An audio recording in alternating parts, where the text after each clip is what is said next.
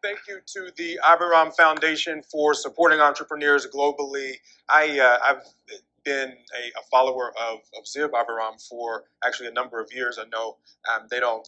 Oh, hi! Thank you so much for being here. I remember watching a video of you, and you said it was well over 10 years before your first business got to a stable place, and you were encouraging entrepreneurs to stick with it and stay consistent with building their business, even if they're not getting the early traction that they want. I know that experience is especially helpful to the entrepreneurs that are participating in your program. What a family legacy. Thank you so much for joining us today. Thank you. Next, we will continue our inclusive economic recovery and growth pillar with three more entrepreneurs, Tiffanie Stanard from Stimulus, Wimimo Abbey from Susu, and Lau Adams from Spry. After these entrepreneurs give their presentations, they will be joined in conversation by Felicia Hatcher, CEO of Black Ambition. You want to stick around for that. Welcome them to the stage.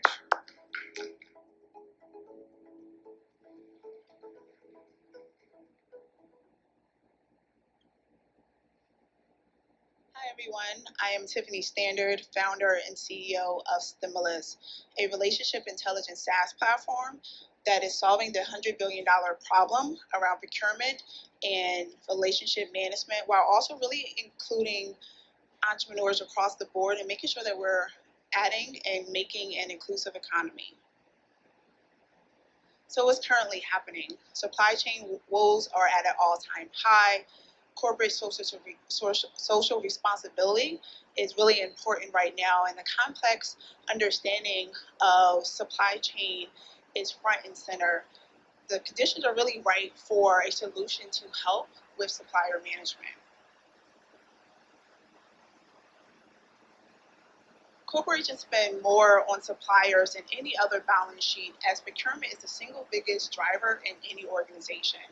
Large corporations have 50 to 100,000 suppliers worldwide, but the process is inefficient, it is time wasting, $100 billion are wasted every single year, and it's really inefficient for companies to find great suppliers, especially underrepresented founders locally and nationally. As a former executive in vendor management with over 15 years of experience working with suppliers and vendors for some publicly large organizations, I know that much like your customers and employees, your suppliers are a part of your competitive advantage. They're really helping you get your products and services to the market, whether you're selling to consumers or you're selling to other businesses. So that's when I realized the huge opportunity. Corporations spend over $100 billion annually to solve this problem. So that's why we created Stimulus, a relationship intelligence SaaS platform that combines data insights, relationship building tools, and a proprietary score to really help companies make the best purchasing decisions. To learn how this works, meet Sarah. She is an enterprise corporate director managing over 7,000 suppliers in her one business unit. She's purchasing from IT services to catering to products such as they are here today. She's using spreadsheets to manage those relationships. She's trying to interact with other stakeholders making similar purchasing, and she's Googling to find great suppliers, especially diverse suppliers. After switching to Stimulus, she is all smiles because she is now using a platform where she can retrieve, compare, and interact with 7,000 suppliers in her ecosystem, but now she has public and proprietary information. And she also has access to the Stimulus ecosystem of over 1 million suppliers, which also includes underrepresented founders. And the stakeholders in the enterprise have the ability to really collaborate on projects and supplier relationship management to make sure that they're spending with the best companies locally and nationally. And they also get reports of the data to understand who they're spending with, why they're spending with, and who they can be spending with in the future. So we all know the stats when it comes to VC investing. Less than 3% of women are receiving funding, and less than 2% of Black and brown founders are receiving VC funding as well. But you know that the similar stats are happening also with corporate social responsibility and corporate purchasing. Less than 3% of corporate dollars are actually going to women, and less than 2% of corporate dollars are going to Black and brown founders, especially diverse founders. Our goal is to really make the purchasing process more transparent and allow for stakeholders across the organization to really help with their supplier diversity initiatives and make sure that they're spending across the board. We're making sure that you're looking at not only household names, but underrepresented founders, and knowing that underrepresented founders means that this is also a great company. Our goal is to really transform the landscape and really understand what industries are missing businesses ran by underrepresented founders. So as the stimulus platform learns the spend habits of our buyers on the platform, we're really able to identify great companies that can be created or help businesses pivot their product and services to really fit a need. So the market has taken notice. We've grown 4x year on year since launch, working with amazing organizations such as Microsoft. Here's one of the national campaigns we were featured in, really talking about our platform and what we're doing with our team. Our growing support includes amazing investors and partners, amazing investors like Northwestern Mutual and Morgan Stanley, and amazing customers such as Penn Medicine in the city of Philadelphia. We're really excited about working with these organizations that are really focused on helping us not only get suppliers to obtain contracts, but also maintain contracts. Our amazing diverse team has 60 plus years of experience combined across vendor management, to SaaS, to data, and really understanding the importance of impact and really helping businesses grow. So we would love for you to join our journey. We have really built a scalable tech stack focused on not only solving the problem of improving purchasing decisions, but also improving supplier diversity. So first, we need help in three different ways. So one, really focusing on customers that are managing and working with suppliers and looking to diversify their supply chain. And two, as a growing company that just closed our oversubscribed round this summer, we're always looking for amazing and great talent to really help us scale to the next level. And then lastly, we're looking to really partner with corporations and other organizations that are really looking to take advantage of the $100 billion opportunity in SaaS and supply chain. So thank you so much for your time. Let's build better vendor and supplier relationships together. I am Tiffanie Stanard, founder and CEO of Stimulus.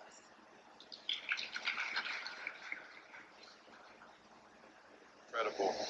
Now, after these great presentations, we're joined by another special guest. Felicia Hatcher is the CEO of Pharrell Williams Black Ambition Opportunity Fund. She's also the author of Genius Jam and the co-founder of the Center for Black Innovation. Join me in welcoming Felicia to the stage.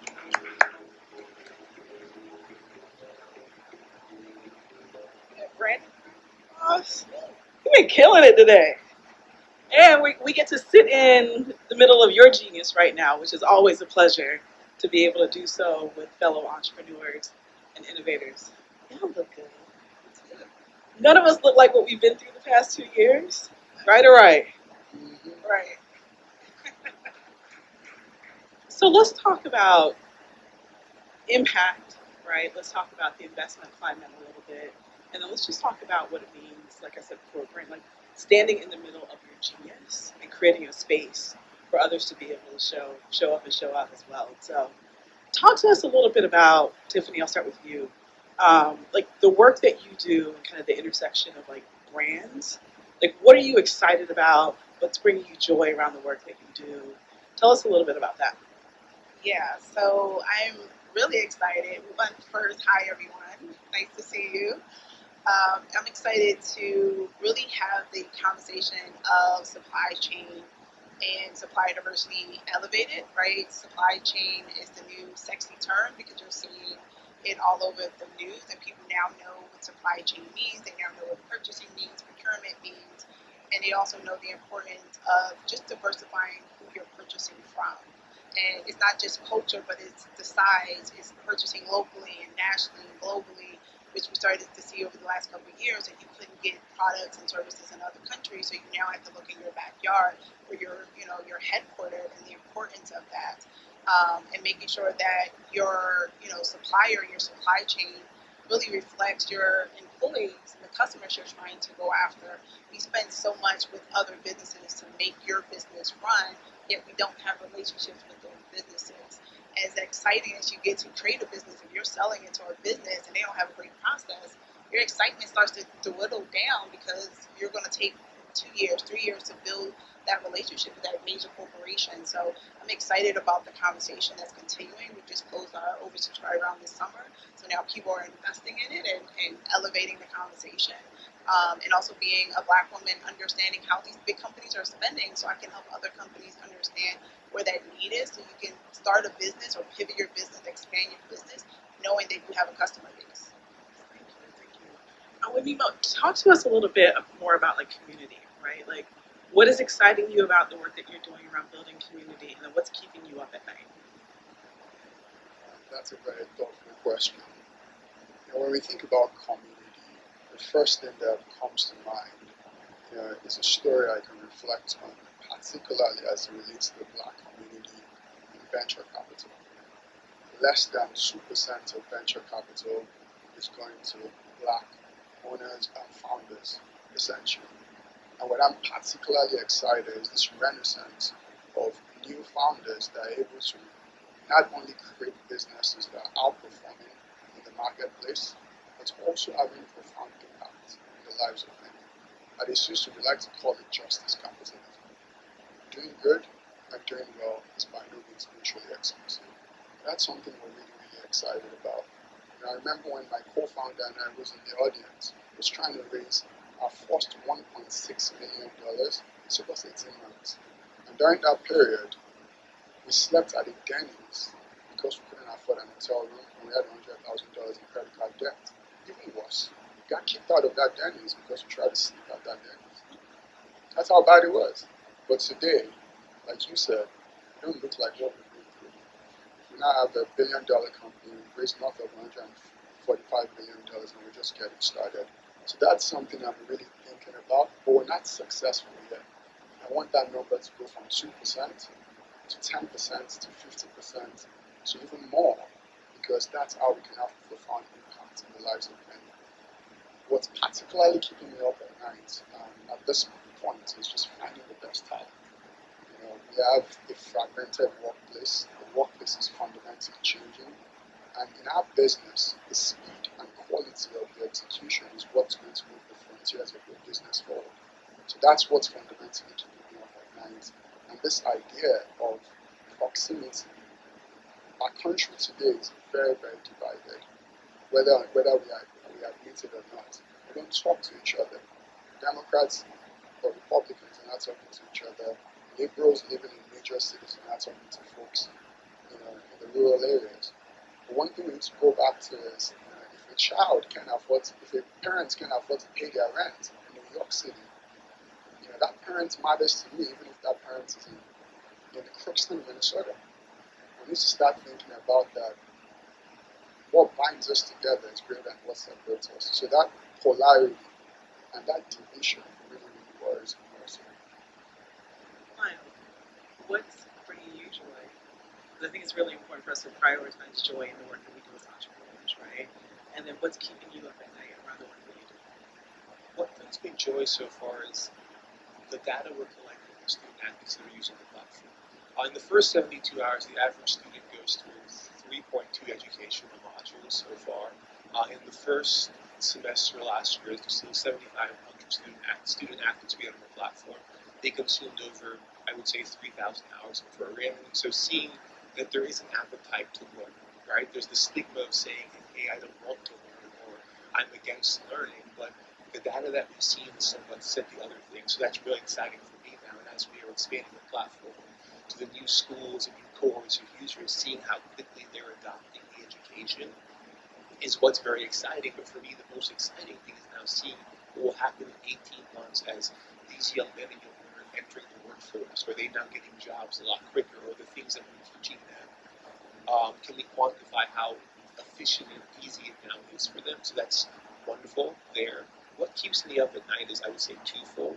It's somewhat trying to change the narrative around software. Sometimes software has a negative stigma that it has consequences and it's detrimental to communication. Yes, there are certain platforms that might create those barriers, but at the same time, many of us wouldn't be here today without software. My two colleagues on stage right now, their platforms are now doing tons of good, and it's now built through software. So for me, one of my challenges is working with higher education and school boards to say, hey, this is another software platform, but this software platform can bring about change. Is one thing that keeps me up at night. And I guess the next thing is sourcing internships, right? Like, building out that partner network so more graduating student athletes can have opportunities individually, so they don't somewhat compete against themselves for a limited number of opportunities. So if I could double or triple the number of opportunities, I'll be a lot happier. So everyone can have a chance there. So something that we talk about often with our entrepreneurs of Black Ambition is this conversation that Pharrell and I had about the show Lovecraft Country. I don't know if any else. Very hard to explain if you've never seen it, but it's a sci-fi series and it's amazing. And two of the characters are having this conversation, Christina and Ruby. And Christina turns to Ruby and she asks her this question, who are you uninterrupted? And I had never heard that question before, right? Having a conversation with Pharrell, who founded Black Ambition, he had never heard that question before. And we couldn't answer it when we heard it, but I'm asking for that now, right? And so what we took away from that is if nothing ever stood in the way of you achieving success, like what would your life look like, right? If at every intersection of your life, the light wasn't red or yellow, it was only green, what would your life look like? What would your community look like? What would your platforms look like? And so we got 3 minutes and I got another question after that. So lightning round, like who are you or your community? You can answer it either way. What would it look like to be completely uninterrupted from racism, sexism, bias in the investment space, like all the things that have interrupted people of color, but especially Black entrepreneurs? What would it look like? We'll start with you, Tiffany. Like 30 seconds? 30 seconds. I definitely know that we would be, building $100 billion company in this industry as how big this opportunity is in procurement and supply chain. We are creating businesses from our platform because they now know they don't have to take 3 to 5 years to obtain these contracts. And I'm building out a diverse team that is scaling not only nationally but globally. And then myself, part of my passion, in addition to building out companies, is helping others build out companies. So my goal is definitely to become and will be an investor that really jumps in, invests, but also adds my expertise and goes across different industries, helping them grow. In two quick sentences, it's really bridging the racial wealth gap. And I think that's what a utopia would be like, because the status quo is not sustainable. And if we do that, which I think is a prerequisite to what the founding fathers of this country thought about creating a more perfect union. I would say success would be community, in that no athlete, collegiate, high school, youth would feel alone. You would have a network or someone to talk to get advice, to seek guidance, right? To now leverage what you've now known to move yourself forward and be successful. And the opportunities would be abundant for all. Last question. What can the CGI community do for you to help you along this uninterrupted path moving forward? Like, what do you need from this community? What can this community commit to doing for you or entrepreneurs like you? Yeah, I definitely would say similar to what I said at the end of the presentation. We're looking for partners that care about not only diversifying their supply chain, but also improving their purchasing decisions. We're looking for, we just closed on a round, but we're always looking for amazing investors and partnerships that allow for us to scale and grow our team even more.